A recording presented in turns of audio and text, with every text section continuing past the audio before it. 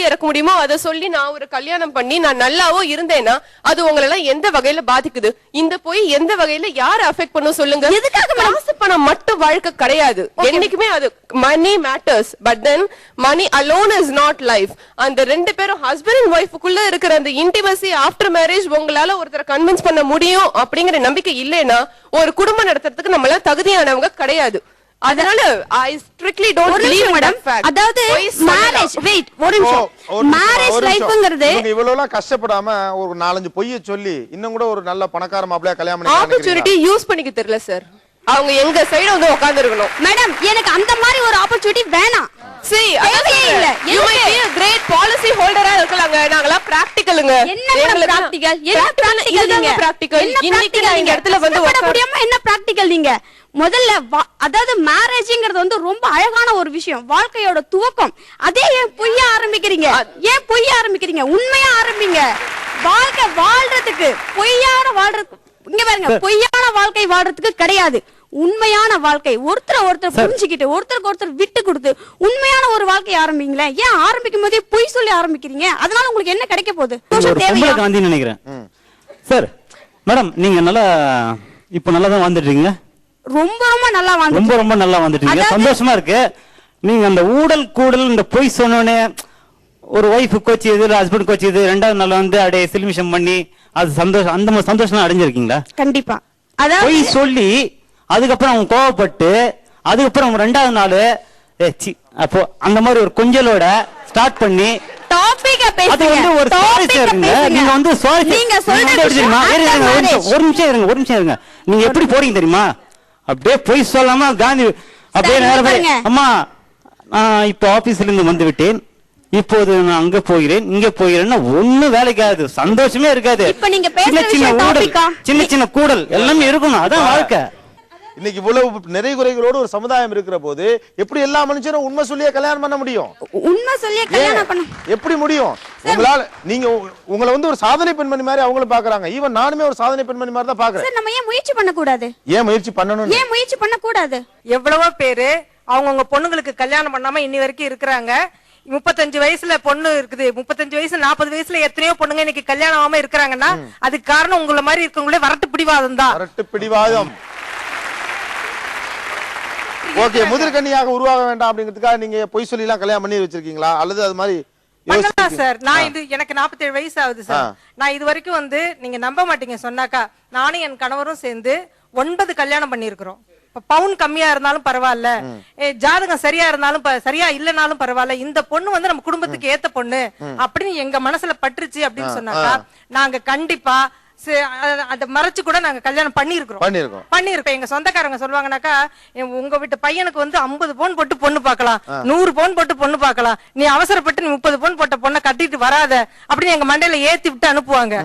ஆனா நாங்க போய் பாப்போம், பொண்ணு நல்லா இருக்குது, படிச்சிருக்குது, அழகா இருக்குது, குடும்பம் நல்ல குடும்பமா இருக்குது, 30 பவுன் இருந்தாலும் பரவாயில்லன்னு முடிச்சுட்டு வந்துருவோம். சொந்தக்காரங்க கேட்டாங்கன்னாக்கா 50 பவுன் போட்டுதான் அவங்க பண்றாங்க. ஏன் அவங்க ஒண்ணும் பவுனை வாங்கி எடை போட்டு 50 பவுனா 60 பவுனா யாரும் பார்க்க போறது கிடையாது. நம்ம வந்து என்ன கௌரவத்துக்கு சொல்லிக்கலாம், அதனால ஒண்ணும் தப்பு கிடையாது. நல்ல வாழ்க்கை அமைற பட்சத்துல அதனால என்ன இருக்கு? அதனால என்ன இருக்கு?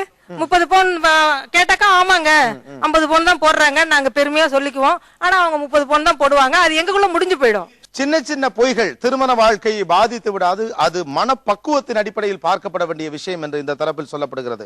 மனப்பக்குவத்தின் அடிப்படையிலேயே எல்லா விஷயத்தையும் பார்த்து விட முடியாத உணர்வுகளின் அடிப்படையில் பொய் என்றைக்கும் பிரச்சனை தரும் விஷயம் என்கிறது மறுதரப்பு. 1000 பொய் சொல்லி திருமணம் செய்யலாமா, செய்யக்கூடாது?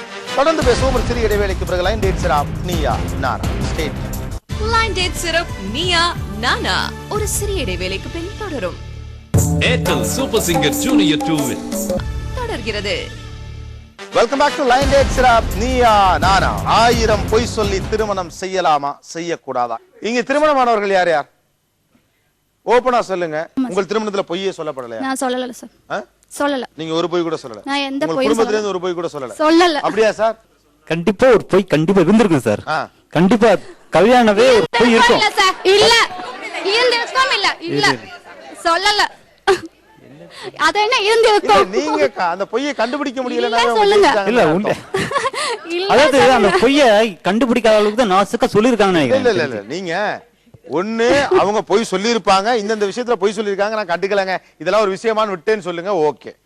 இல்ல அவங்க பொய்யே சொல்லலங்க அப்படின்னு சொல்லுங்க, ஓகே. இது என்னது நடுவுல சொல்லியிருக்கலாம் அப்படின்னு அவங்க வீட்ல இருந்து அவர் தரப்புல இருந்து என்னென்ன பொய்கள் சொன்னாங்க? சொன்னாங்க சார், salary அதிகமா இருக்கு சொன்னாங்க. salary சொன்னாங்க, வயசு குறைச்சு சொன்னாங்க. ஓகே. அப்புறம் எந்த பழக்கம் இல்ல சொன்னாங்க. எந்த பழக்கம் இல்லன்னாங்க. வயசை பத்தி இன்னும் சொல்லல. இன்னும் சொல்லல. நானே ஒரு பொய்யா மறைக்க நான் முதல்லயே நினைச்சேன்.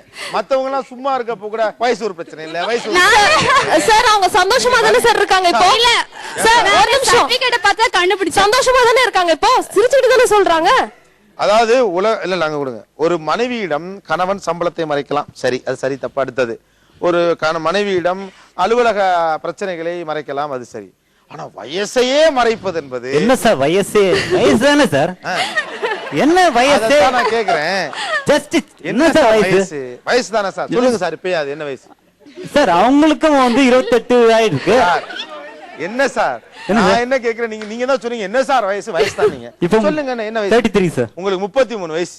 ஏன் அப்படி என்ன வயசை அப்படி மறைச்சிங்க? உங்களுக்கு திருமணமா எத்தனை வருஷம் ஆச்சு? ஏன் வயசை மறைச்சிங்க? அப்படியே சார், எனக்கு கல்யாணம் ஆகும்போது அப்போ 30 years 30 வயசு இருக்கு. 30 வயசுனா இன்னும் ஒரு 60 வயசு தாண்ட மாதிரி இருக்கும், ஒரு ஃபீல் இருக்கும். சரி, எத்தனை வயசு? அது நம்ம ஒரு எங்கவே ஒரு ஃபீல் பண்ணிட்டோமா அப்படியே நம்ம. இதெல்லாம் ஒரு பொய் தானே சார்? என்ன சார் இது ஆபீஸ் பேரண்ட்ஸா தான் சொல்லுவாங்க. நான் தான் சொன்னேன் சார். திருமணம் ஆகிற போது என்ன வயசுன்னு சொன்னீங்கன்னு கேக்குறேன். 27 சொன்னாங்க சார். 27 என்னமோ 27 தான் சார்.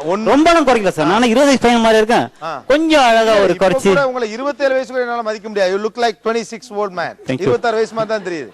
நான் ஏதாவது பொய்ய சொல்லி தெரிய வேண்டியிருக்கா இல்லையா? சோ 26 வயசு மாதிரி தான் தெரியுதுன்னு வச்சுங்க. ஒருவேளை இப்ப யோசிச்சு பாருங்களேன், இந்த ஆங்கிள் நம்ம யோசிப்போமே, இவங்க சொல்றாங்கல்ல, ஒருவேளை அந்த பொய்யை அவர் சொல்லாமல் இருந்தால் இப்படி யங்கான ஸ்டைலான ஒரு ஜாலியான எல்லாரையும் சந்தோஷப்படுத்துற, நீங்களே சொல்றீங்க சந்தோஷமா வச்சிருக்காருன்னு, இப்படிப்பட்ட ஒரு அருமையான கணவர் உங்களுக்கு கிடைச்சிருப்பாரா? கிடைச்சிருக்க மாட்டார்ல. அப்ப இப்படி அருமையான கணவரை கொடுத்தது ஒரு பொய் தானே? அந்த கணவரை கொடுத்தது ஒரு பொய் தானேன்னு கேக்குறேன். இந்த கணவரை நீங்க உண்மை பேசுற பக்கம் இருக்கீங்க, உங்க உள் மனசுக்கு தெரியும் 30 வயசுன்னு சொல்லியிருந்தா நீங்க ஆசிலேட் ஆயிருப்பீங்க, நிச்சயமா ஏதாவது சமச்சாரம் பண்ணிருப்பாங்க, ரைட் தானே? அந்த பொய் இப்படி ஒரு அருமையான கணவனை உங்களுக்கு கொடுத்திருக்கிறது, இந்த பொய் குத்தமா சார்? இல்ல சார், அப்படி இல்ல. ஆனா பொய் அவ எப்பவுமே கல்யாணம்னா பொய் சொல்லாம தான் பண்ணணும். எந்த ஒரு பொண்ணும் பொய் சொல்லக்கூடாது எந்த விஷயத்துலயும், அதுதான் ஆசைப்படுவாங்க. அந்த பொய் சொல்லிட்டாங்க சொன்னோன்னு இது மனசுக்குள்ள ஒரு கஷ்டம். என் ஹஸ்பண்ட் எதுவுமே மறைக்க மாட்டாரு அப்படின்னு நினைச்சிட்டு இப்ப எல்லா விஷயத்திலயும். எஸ் எஸ் எனக்கு புரியுது நீங்க சொல்றது. அதாவது இன்னைக்கு நீங்க சந்தோஷமா இருக்கீங்க, அவரோட புரிதலோடு இருக்கீங்க, ஆனா அவர் சொன்ன பொய்கள்ல என்னதான் இருந்தாலும் அந்த பொய் கூடாதுன்னு நினைக்கிற ஆள் நீங்க. அப்படி இருக்க பட்சத்துல அவர் சொன்ன பொய்ல எந்த பொய் மனசை வலிக்குது? ஃப்ரெண்ட்ஸ் கூட நான் ஒரு ஜாப் விஷயமா போயிட்டு வரேன்னு சொல்லிட்டு போனாரு. போயிட்டு ஒரு 10 o'clock வீட்டுக்கு வந்தாரு, நைட்டு 10 o'clock. எனக்கு ஏதோ ஸ்மெல் வந்தது. என்ன ஸ்மெல் எனக்கு புரியல, என்ன ஸ்மெல் சொல்லிட்டு. ஆனா கண்டுபிடிச்சிட்டேன், ஏதோ அவர் சாப்பிட்டு இருக்காரு சொல்லிட்டு. என்னங்க சாப்பிட்டீங்க சொல்லி கேட்டேன். இல்லடா நான் எதுவுமே சாப்பிடல, இல்ல எப்பவுமே சாதாரண டைம்லயே என்ன அப்படிதான் கூப்பிடுவேன். ஓ சரி, தாதான்னு சொல்லி கூப்பிடுவேன். இந்த மாதிரி ஃப்ரெண்டு பாக்கு கொடுத்தான், அதை சாப்பிட்டேன், அது ஸ்மெல் வருது. சரி அவர் என்கிட்ட எந்த பொய்யும் சொல்ல மாட்டாரு சொல்லிட்டு ரொம்ப நம்பிக்கையா இருந்தேன். சரி அடுத்த ரூம் ஒண்ணு போய் அவங்க அண்ணன் பையன் கிட்ட பேசிட்டு கொஞ்ச நேரம் ஒரு 1/2 hour கழிச்சு என் ரூமுக்கு வந்தாரு. ரூமுக்கு வந்தோடனே ரொம்ப அதிகமா ஸ்மெல் அடிச்சது. என்கிட்ட நீங்க பொய் சொல்றீங்க, பொய் சொல்ல மாட்டேன்னு சொல்லிட்டு பொய் சொல்றீங்க, என்ன பொய் சொன்னீங்க சொல்லுங்க சொல்லிட்டு கொஞ்ச நேரம் கழிச்சு என்ன சொல்லு அப்படி சொன்னாரு. ஏதோ என்கிட்ட பொய் சொல்லிருக்கீங்க அப்படி சொன்னேன். ஆமா சொன்னேன். என்ன சொன்னீங்க? ஏதோ சாப்பிட்டு இருக்கீங்க, என்ன சாப்பிட்டீங்க? பியர் சாப்பிட்டேன்.